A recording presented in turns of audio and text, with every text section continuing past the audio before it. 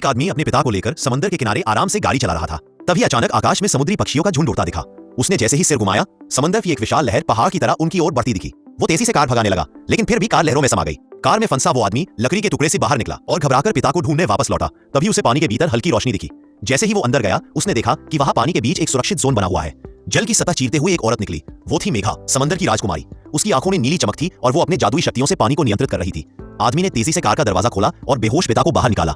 मेघा ने उसे पीछे हटाया, अपना हाथ पिता के मुंह पर रखा। धीरे धीरे उनके मुंह से पानी निकलने लगा और कुछ ही पल में पिता को होश आ गया।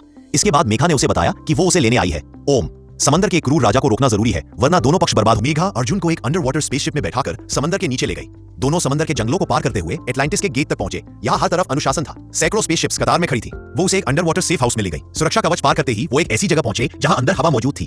वहां अर्जुन का गुरु उदय पहले से उनका इंतजार कर रहा था। उदय ने उन्हें वर्तमान हालात समझाए। अब दो समुद्री राजा मिलकर चार बड़े समुद्री राष्ट्रों को एक करने की कोशिश कर रहे हैं।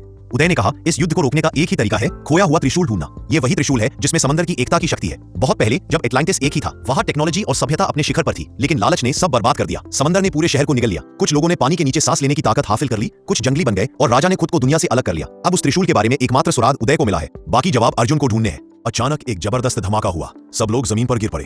कुछ सैनिक जल परत को चीरते हुए अंदर घुस आए। अर्जुन पर अवैध प्रवेश का आरोप लगाकर उसे गिरफ्तार करने आए थे। मेघा और उदय सामने नहीं आ सकते थे, इसलिए छिप गए।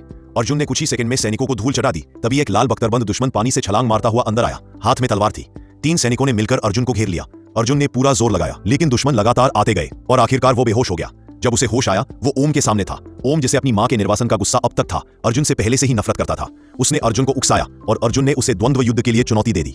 ये युद्ध एटलांटिस राज परिवार की परंपरा के तहत होता है। हारने वाला सब कुछ खो देता है। दोनों ने अपना कवच पहना और द्वार खुलते ही मैदान में उतर आए। ओम हवा में उड़ते हुए आया। भीड़ में उसका जबरदस्त स्वागत हुआ। अर्जुन भी ऊपर गया, लेकिन उसके खून में इंसानी हिस्सा होने के कारण लोग उसे पसंद नहीं करते थे। हर तरफ हूटिंग होने। दोनों के बीच जबरदस्त टक्कर शुरू हुई। ओम ने पहले हमला किया। अर्जुन ने सब कुछ रोका और अपने त्रिशूल से जवाब दिया। दोनों लड़ते हुए स्टेज से नीचे आ गए, लेकिन चूंकि ओम बचपन से पानी में ट्रेन हुआ था, अर्जुन धीरे धीरे पीछे होता गया। मेघा ने देखा कि अर्जुन हार रहा है। वो खड़ी हो गई मदद के लिए। इसी बीच ओम ने अर्जुन पर वार किया। अर्जुन ने किसी तरह त्रिशूल से ब्लॉक किया, लेकिन अंत में गिर पड़ा। लोग खुशी से चिल्लाने लगे। अर्जुन हार चुका था। तभी मेघा ने अपना जादू चलाया, ओम को झटका देकर पीछे फेंका और फौरन अपनी स्पेसशिप में अर्जुन को लेकर निकल पड़ी।